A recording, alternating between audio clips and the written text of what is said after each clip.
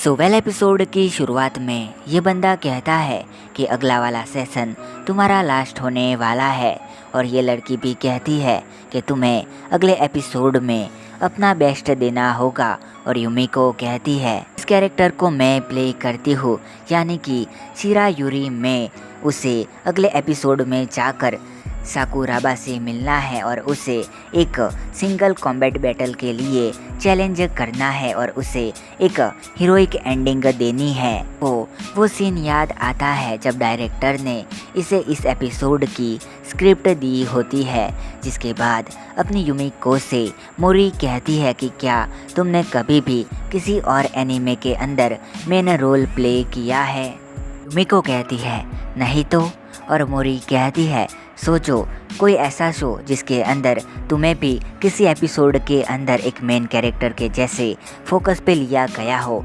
युमिको कहती है हाँ, सिर्फ मेरे डेब्यूट वाले शो पर, वो भी सिर्फ एक बार। मोरी कहती है तो शिरायूरी मेन फोकल बनने जा रही है और तुम्हें पता होगा वो भी नेक्स्ट एपिसोड में। इन आगे शिरायूरी मेन कैरेक्टर होगी, मतलब कि मेन कैरेक्टर अब तुम हो। ये फोकस शिरायूरी पे होगा, ना कि तुम्हारे साकुराबा पे, यूही पर, ना ही मेरे पर, ना ही उनो पर। अब सब कुछ सिर्फ तुम्हारे पर है। इस इंडस्ट्री के अंदर कई सारे लोग हैं, टिकेट्स है और कुछ के पास टैलेंट ब्लेसिंग से मिला है, लेकिन नेक्स्ट एपिसोड में तुम ही स्टार हो। नेक्स्ट एपिसोड में तुम्हारी एक्टिंग इस शो की क्वालिटी को इम्पैक्ट करेगी। अगर तुमने कुछ भी सही से नहीं किया तो पूरे शो को सफ़र करना पड़ेगा।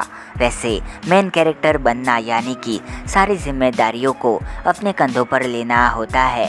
खैर, अगले वीक को मैं तुम्हारी एक्टिंग को देखने के लिए इंतज़ार करूंगी। जिसके बाद युमिको के पास इस शो का डायरेक्टर आता है और कहता है कि सॉरी तुम पर इतना प्रेशर डालने के लिए, क्या अभी तुम ठीक हो? और मोरी ने जो कहा वो सब कुछ एकदम सही है और मैंने भी तुमसे कहा था कि ये एपिसोड काफ़ी ज़रूरी है। जो तुम्हारी एक्टिंग होगी वो सिर्फ इस शो की क्वालिटी को डिटरमाइंड नहीं करेगी, बल्कि जो पैंटम का शो है उसे पूरी तरह से बनाए रखेगी और हमेशा तुम्हें ऐसा रोल नहीं मिलता है। तुमसे कई सारी उम्मीदें हैं। जिसके बाद युमिको अपनी स्क्रिप्ट को पढ़ के नेक्स्ट एपिसोड की तैयारी कर रही होती है, जिसकी वजह से उसका ध्यान कहीं पर नहीं होता है और उसके जो रोज़मर्रा के काम होते हैं उसमें भी उसे कई सारी दिक्कतें आती है। युमिको नहीं जानती है कि उसे आगे जाके क्या करना है और जो वतानाबे होती है वो भी अपनी युमिको को परेशानी में देखती है। जिसके बाद फाइनली वो लास्ट एपिसोड वाला दिन आ जाता है। यहाँ पर वॉइस रिकॉर्डिंग की शुरुआत हो जाती है और युमिको भी अपना दे रही होती है ट्राई, और यहाँ पर जो डायरेक्टर होता है वो युमिको को अच्छे से फील करके बोलने को कह रहा होता है, क्योंकि जो लोग हैं उनको इमोशन वाली चीज़ें चाहिए, वरना युमिको की टोन तो एकदम सही होती है। जिसके बाद युमिको काफ़ी ट्राई करती है। यहाँ पर युमिको काफ़ी नर्वस होती है और थोड़ी सी डर भी गई होती है।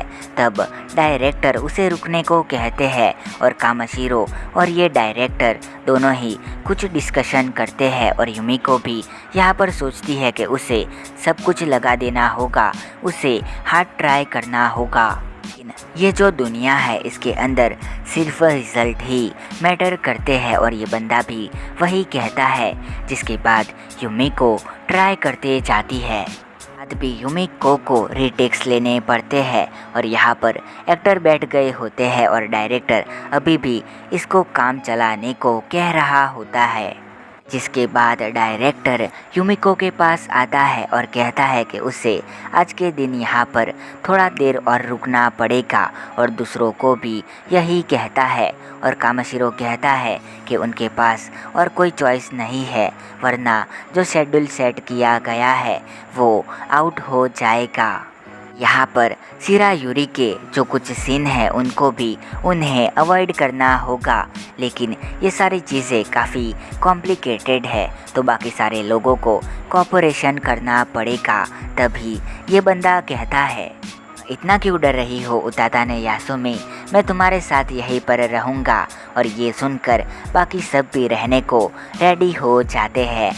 के बाद लेट नाइट का सीन दिखाया जाता है। फिर यहाँ पर वही लड़की यहाँ से जा रही होती है और ओनो भी जाने लगती है। तब युमिको इसे थैंक्स करती है और ओनो कहती है चिंता मत करो एंड कोई बात नहीं, वैसे तुम और मैं दोनों ही प्रोस है और प्रो कभी ये नहीं कहते हैं कि वो ऐसा नहीं कर सकते हैं। हमेशा से फॉलो करती हो तो तुम्हें पता होगा कि ये टाइम काफ़ी इम्पोर्टेंट है और यहाँ से चली जाती है। और फिर यहाँ पर वतानाबे भी रुकी होती है और युमिको को अपने वतानाबे की हेटूस बनने वाली बात याद आती है और वो कहती है कि जो वतानाबे है वो अपने काम को लेकर थोड़ी सी इनसिक्योर है, लेकिन मुझे क्या हुआ है जो मैं खुद को उसके इक्वल मानती हूँ, बल्कि मैं तो अपने आसपास वालों के लिए प्रॉब्लम खड़ी कर देती हूँ। यहाँ तक मैं फाउंडिंग एंड वजह से पोस्ट रिकॉर्डिंग भी डिले हो जाती है और यहाँ तक वतानाबे को भी यहाँ पर खड़ा रहना पड़ता है, जबकि वो एक मेन कैरेक्टर है इस शो की। इसके बाद डायरेक्टर कहता है कि युमिको को यहाँ पर थोड़ी देर तक रुकना पड़ा, उसके लिए सॉरी, लेकिन इन लोगों को शेड्यूल के लिए स्लॉट मिल गया है तो कोई बात नहीं है, वो अगले दिन रिकॉर्डिंग कर सकते हैं। और वतानाबे भी यहाँ से जाने लगती है। यहाँ पर डायरेक्टर कहता है कि सॉरी तुम्हें ज़्यादा पुश करने के लिए, लेकिन हम यहाँ पर गिव अप नहीं कर सकते हैं। जो नेक्स्ट एपिसोड है वो पूरी तरह से तुम पर है और तुम्हें उसके अंदर उसके रोल में अपनी पूरी जान डाल देनी होगी जो तुम ही कर सकती हो। जिसके बाद अपनी युमिको सोच रही होती है कि वो अपनी प्रॉब्लम को कैसे फिक्स करेगी। अंदर प्रॉब्लम है लेकिन उसे इसके बारे में पता नहीं है और वतानाबे और बाकी लोगों को भी रीटेक्स लेने पड़ते हैं, मगर वो लोग एडजस्ट कर लेते हैं। फिर भी वो लोग ऐसी परफॉर्मेंस देते हैं जो कि डायरेक्टर को चाहती होती है। जिसके बाद युमिको को अपने कागासाकी की बात याद आती है, जो लैंडस्केप है वो तुम्हारे 4 सालों में चेंज ला देगा अगर तुम फ्लर्टिंग बेस करोगी। युमिको कहती है कि अगर इस बार वो इसे नहीं कर सकी तो फिर इसे आगे जाकर किसी और भी ऑडिशन में किसी के साथ compete करने का मौका नहीं मिलेगा और वो हर बार फेल होती जाएगी पहले के जैसे। फिर युमिको कहती है कि उसे ये काम शुरू करे 3 साल हो गए हैं और उसने काफ़ी कुछ किया है वॉइस एक्ट्रेस बन के। जिसके बाद हमें पास्ट का सीन दिखाया जाता है जहाँ पर अपने युमिको अपने मॉम से चोको ब्राउनी के जूनियर वॉइस एक्टिंग क्लासेस के लिए ज्वाइन होने को रिक्वेस्ट कर रही होती है। कि मॉम कहती है कि ये सारी चीज़ें तुम अपने एजुकेशन ख़त्म होने के बाद भी शुरू कर सकती हो, यही सही रहेगा। और युमिको कहती है कि उसे वॉइस एक्ट्रेस बन के अपने प्रीटिया के अंदर अच्छा रोल प्ले करना है। और ओनो और मोरी के बारे में भी यहाँ पर बताती है कि उन्होंने कुछ और एनिमे के अंदर भी काफ़ी अच्छा काम किया है। मिको इससे रिक्वेस्ट करने लगती है कि मुझे ये करने दीजिए प्लीज़। और इसकी मॉम कहती है कि ये बात नहीं है, लेकिन मेरे पास अभी देने को पैसे नहीं है। अब युमिको की ग्रैंडमा कहती है कि पैसे मैं दे दूंगी, तुम्हें चिंता करने की ज़रूरत नहीं है। जिसके बाद युमिको हमें बताती है कि उसके बाद मैंने जूनियर वॉइस एक्टिंग क्लासेस को शुरू किया, जिसके बाद मुझे एक्स्ट्रा ऑर्डिनरी अपॉर्चुनिटी मिली प्लास्टिक गर्ल शो के ऑडिशन के लिए और उसके अंदर मैं पास भी हो गई। बाद वो कागासाकी से मिलती है और इसके बाद अपनी युमिको को कई सारे ऑडिशन मिलते हैं, वो भी कागासाकी के कनेक्शन से। जिसके बाद वो एक रिकॉर्डिंग में ओतोमे निसा से मिलती है।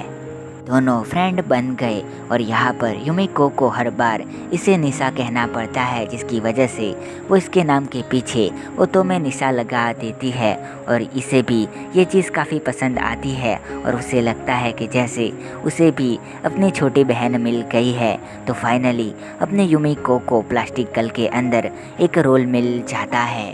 इसके बाद थोड़ा बहुत टाइम स्किप दिखाया जाता है और यहाँ पर युमिको अपने बारे में यानी कि उताताने यासुमी के बारे में सर्च करती है, जहाँ पर वो कहती है कि रियलिटी यही है कि दुनिया काइंड नहीं है और यहाँ पर कई सारों लोगों ने अजीब सी चीज़ें लिखी होती है।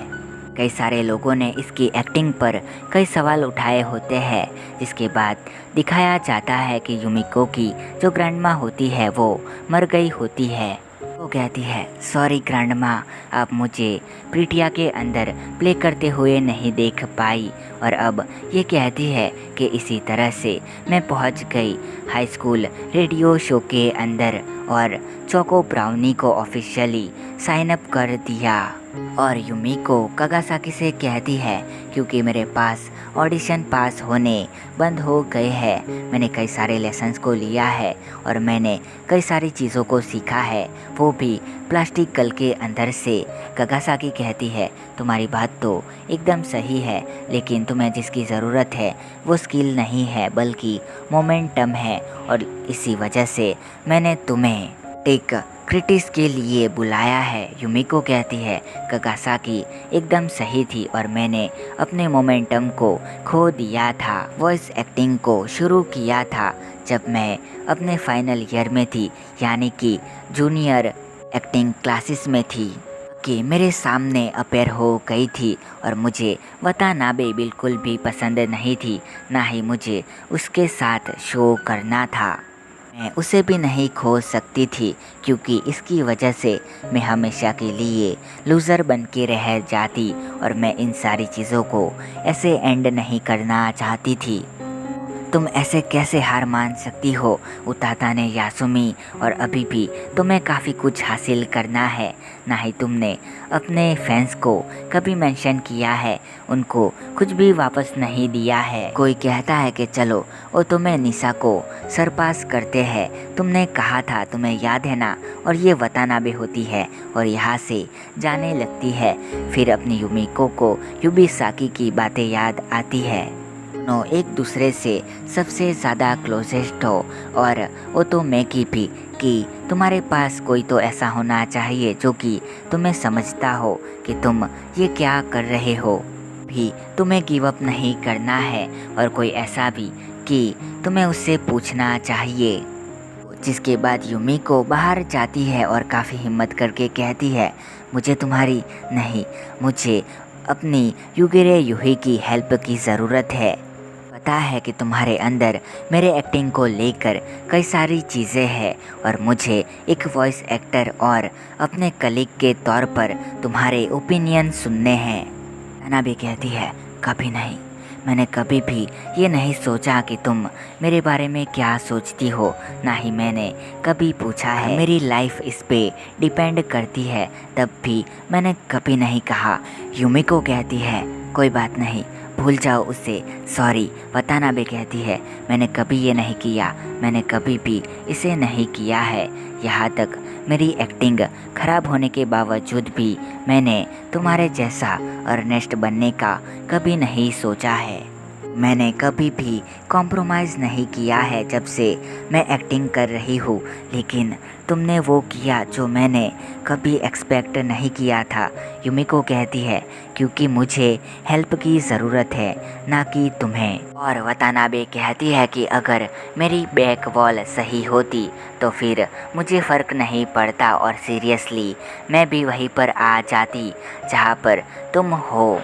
यही एक चीज़ है जिसकी वजह से मुझे तुमसे नफ़रत है। और एक और चीज़, जब हमने रेडियो शो को शुरू किया था तब उताताने यासुमी मेरे दिमाग के अंदर थी, तुम्हें बेस्ट मानती थी, और आज जाके मैं तुमसे ये कहती हूँ, हमारी जो एक्टिंग है वो डायरेक्टर से और बाकी जो वॉइस एक्टर है उन सभी से काफ़ी अच्छी है, और मैं तुम्हारी हेल्प ज़रूर करूँगी उताताने यासुमी।